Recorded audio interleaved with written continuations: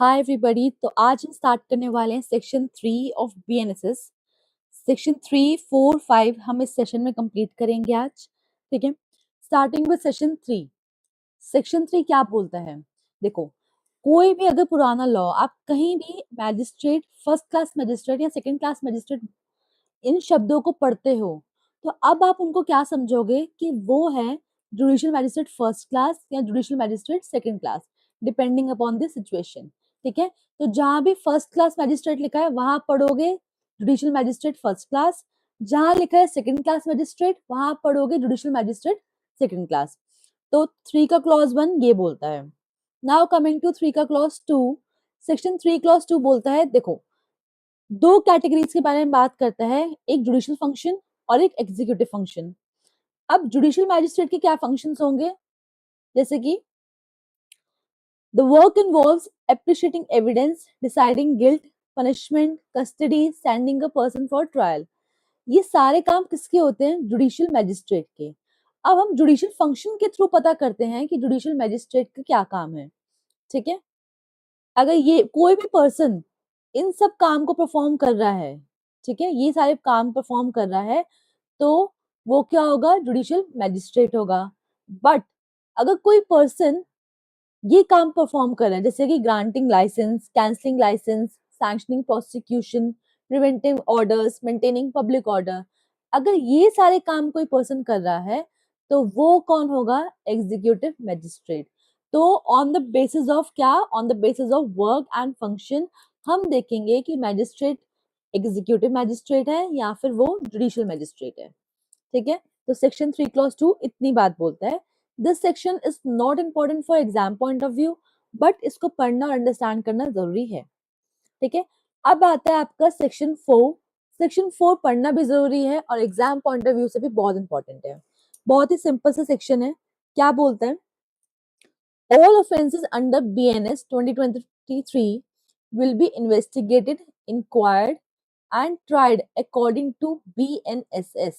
देखो, कोई भी ऑफेंस, जितने भी बीएनएस के अंदर ऑफेंसेस लिखे हैं, उनका इन्वेस्टिगेशन, इंक्वायरी या ट्रायल किसके बेसिस पर होगा? बीएनएसएस के बेसिस पर होगा। मतलब जो प्रोसीजर इन्वेस्टिगेशन, इंक्वायरी और ट्रायल का लिखा है उसके बेसिस पर होगा। ठीक है, बट आगे समझते हैं। देखो, एक एग्जाम्पल भी मेंशन है। If someone commits theft under BNS, अगर कोई बीएनएस के अंडर थेफ्ट कमिट करता है तो उसकी इन्वेस्टिगेशन और उसका ट्रायल कैसे होगा?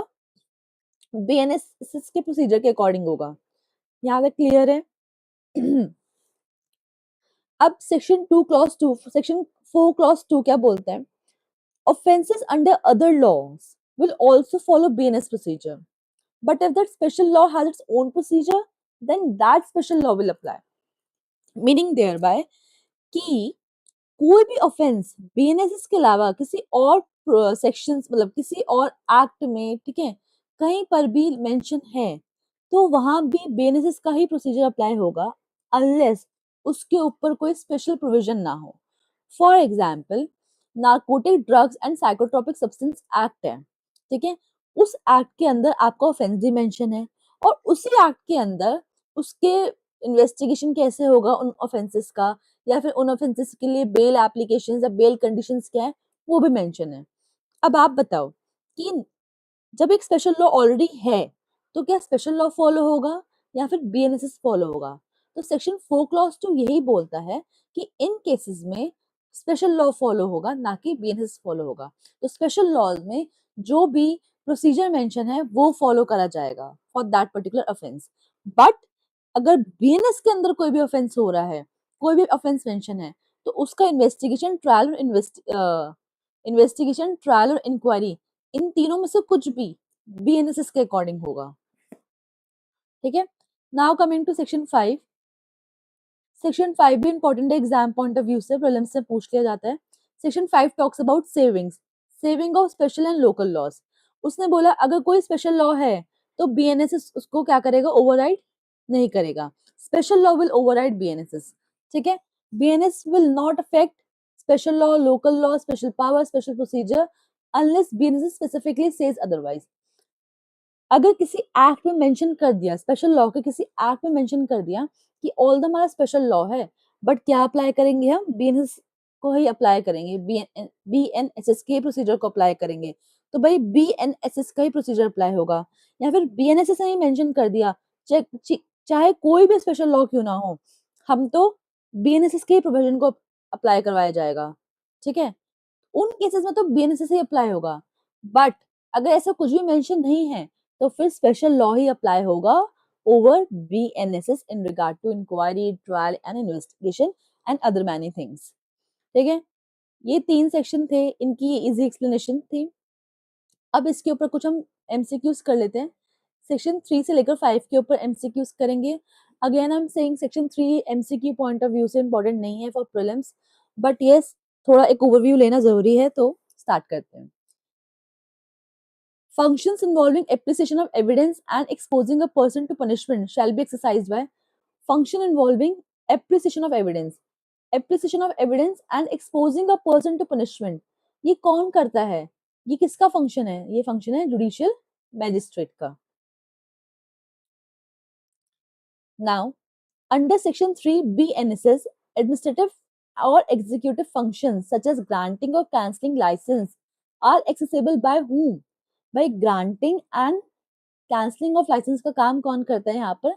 Executive magistrate. Which of the following is an example of judicial function under section 3 sub clause 2 sub clause A? Exam, इन सारे काम में से कौन सा एग्जाम्पल है?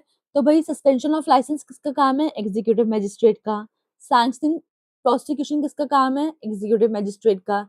एप्रिसिएशन ऑफ एविडेंस काम है जुडिशियल मैजिस्ट्रेट का। और option D grant of permit भी किसका काम है? एग्जीक्यूटिव मैजिस्ट्रेट का। तो यहाँ पर करेक्ट ऑप्शन क्या हुआ? Option C. All offences under BNS 2023 shall ordinarily be investigated and tried according to BNSS के अंदर, बीएनएस के अंदर कोई भी ऑफेंसेस हैं, उनका इन्वेस्टिगेशन और ट्रायल कौन से एक्ट के अकॉर्डिंग होगा? दैट इज बीएनएसएस के according. Offences under any other law shall also be dealt with according to BNSS subject to any special law procedure is prescribed by the law.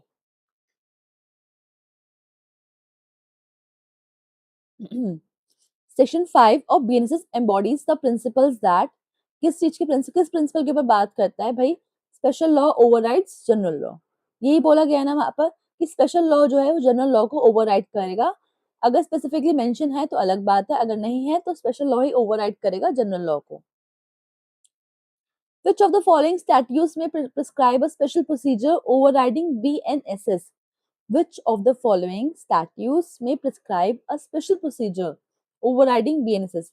ये जो भी दिए हुए हैं, narcotic drugs and psychotropic substance act, protection of children from sexual offences, prevention of money laundering, ये तीनों ही special laws हैं और ये तीनों ही ओवरराइड करेंगे बीएनएसएस को।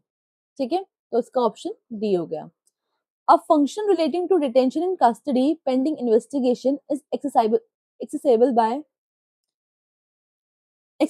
by whom? Then judicial magistrate। क्यों judicial magistrate? A function related to detention in custody। Then comes section 5 BNSS saves। What does it says? It says कि कोई भी स्पेशल लॉ, लोकल लॉ या special jurisdiction and procedure होता है वो override करेगा BNSS को। ठीक है, तो इसका ऑप्शन क्या हो जाएगा? D. Now comes the last MCQ. Which statement is correct? Every function of a magistrate is judicial in nature? No. Judicial और executive दोनों होता है।